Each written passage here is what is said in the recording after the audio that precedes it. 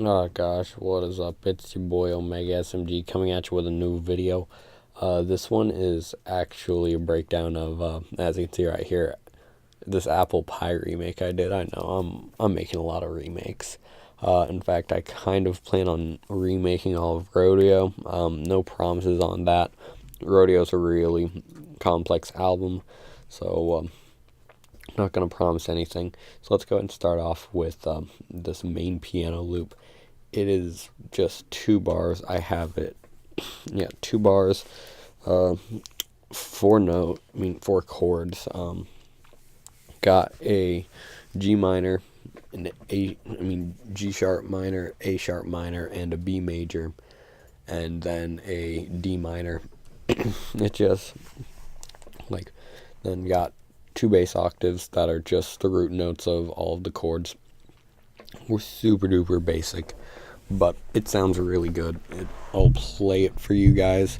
Also, if you haven't listened to Apple Pie, you should probably do that. Good Travis song. But here we go. Okay, that is the piano loop that goes throughout a majority of the song. So I'm going to go over some slight mixing I did on it. I threw Decapitator on it because I got Decapitator because I'm going to need it for a later remake of Rodeo, because I know for a fact that one of Travis Scott's producers used it. Have Decapitator on it, which just adds some more harmonic frequency. Then Isotope Vinyl, which makes it sound a bit crappier. Then FabFilter Pro Q2 boosted the crap out of the low end and boosted the ever-living crap out of the high end. I'll play it without effects because it sounds kind of boring without all of this on it. The EQ does the most difference though. I forgot to turn the effects off.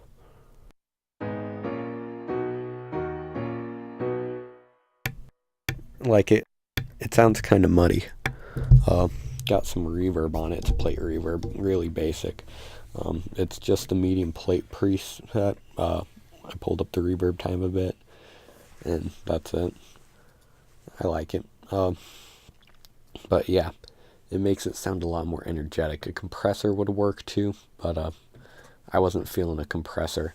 I'll go over the automation I have on it because I have a lot of automation on it. Yeah, there's the piano. So I didn't name these tracks. I'm going to name this one right now. So I'm going to drop everything down too, and then raise this automation so that it's on there.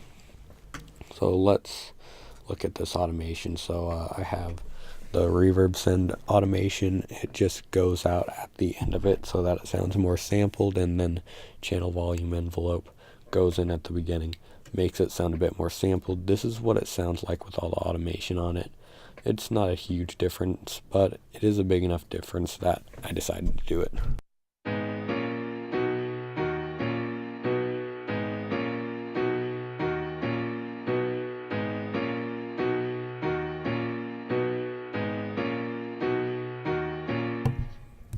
Like I said, not a massive difference, but like in the original song, it sounds really sampled. I like that sound. So let's go and go over this beginning perk.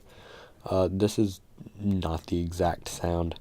It sounds kind of similar to it, but like I wish I could have found the actual sound, but I wasn't about to just copy from the actual song because that would just be lazy. And people who do repros that just take chops from the original song and then work it into their repro, like, bro, you're lazy. Come on, actually do your job and produce. But anyways, I'll get off my high horse for a second. It's a perk sound. I pitched it up a tiny bit. I got it from this Party Next Door kit. It's just I pitched it up a bit, and I think I threw some reverb on it too, maybe? No, I didn't throw reverb on it. But this is the pattern. Really basic. Then I start another bar right here and it goes for a bit, and then it goes into that piano with all that sick automation. Then got an effects guitar, because in the song it's really subtle, but when it's first starting it just has a really, really quiet F sharp in it, but this is what it is. Yeah, really quiet. It's a bit lower in the mix, but okay. Let me find the correct pattern, because this is my guitar pattern for the bars, but this is pretty similar. I'll go ahead and play this for you guys so that you can hear it.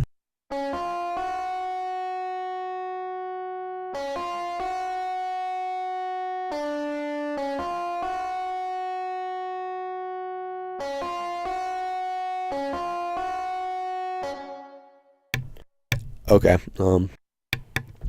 this is Ample Guitar 2. It's a nice guitar sound. It definitely doesn't replace an actual electric guitar for doing chords and stuff like that, but it's still pretty solid. Let's go over the mixing of it, send it to the reverb track, and I threw Guitar Screamer on it. I actually think that this is what he used on the track, but no evidence of that. Don't kick down my door if I'm wrong or something. But yeah, I think it sounds pretty similar to it. I don't know what that high button does, but I don't think I want to find out during the recording. Okay, sorry, I'm rambling. So this is what all that guitar sounds like in context. Muted myself.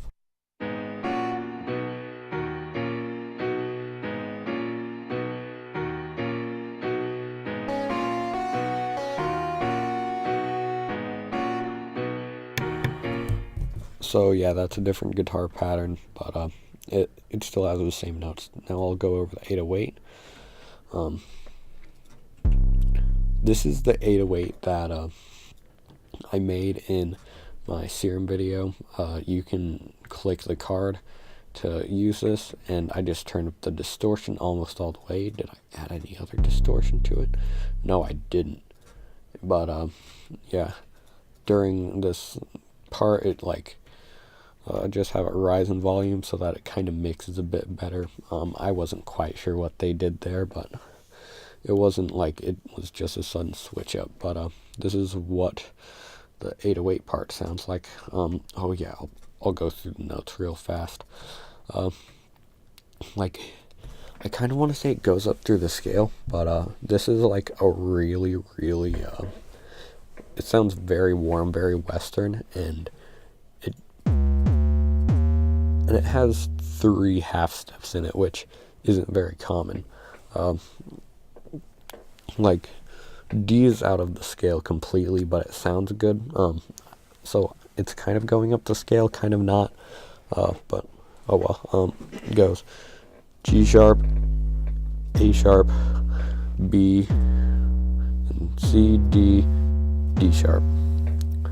Pretty simple.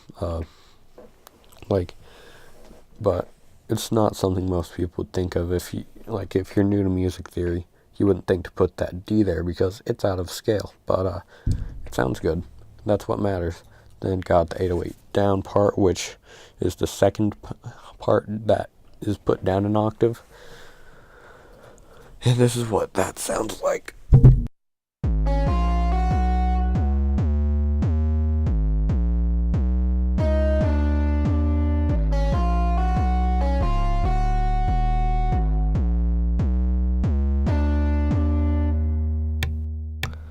Okay, this is not perfect, but the guitar chords are pretty close. I might put out this FLP if anyone wants to make improvements on it. Okay, now I'm going to go to the next part if I can find it. I need to label my stuff, seriously. It causes so many problems for me.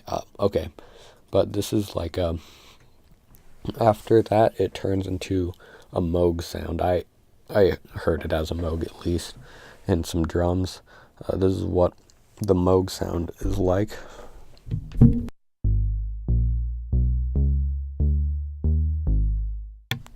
I'm not quite happy with the timing. It seems like someone on his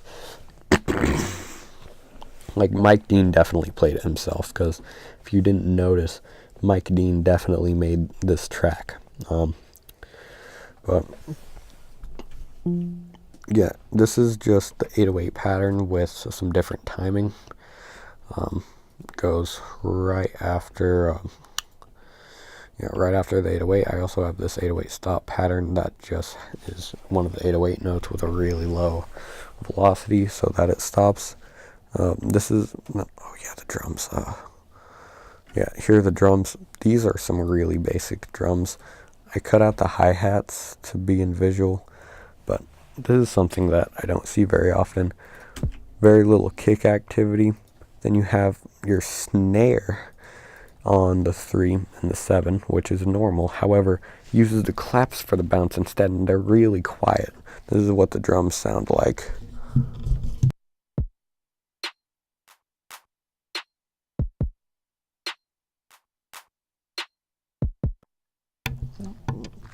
It's another one of those weird bounce things. Props to whoever came up with that, because I thought that was pretty cool when I first started doing this. But and now this is what this part sounds like. Oh yeah, also those are the hi-hats down there, but they're not that good, so I'm not gonna go over them.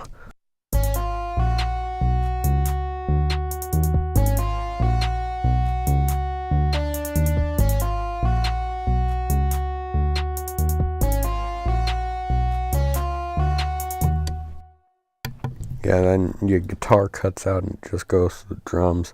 Then it goes back to the piano, then the 808, and then it starts playing a super saw patch, which I'll go over that real fast, because it's not a regular super saw. There's some extra sauce added to it.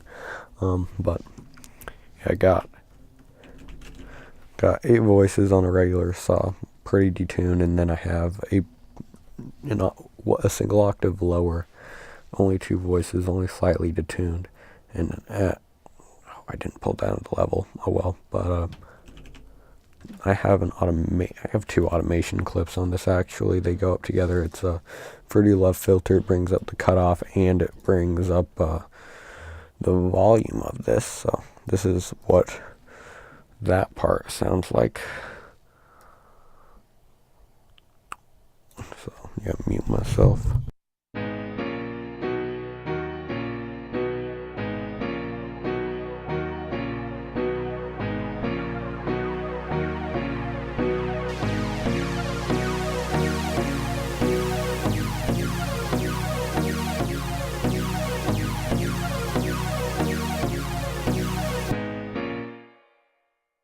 Once again, very basic, but you don't need anything too advanced to make something good.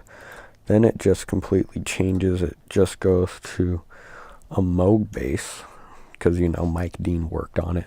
Really basic Moog bass too. But this is my pattern for the Moog bass.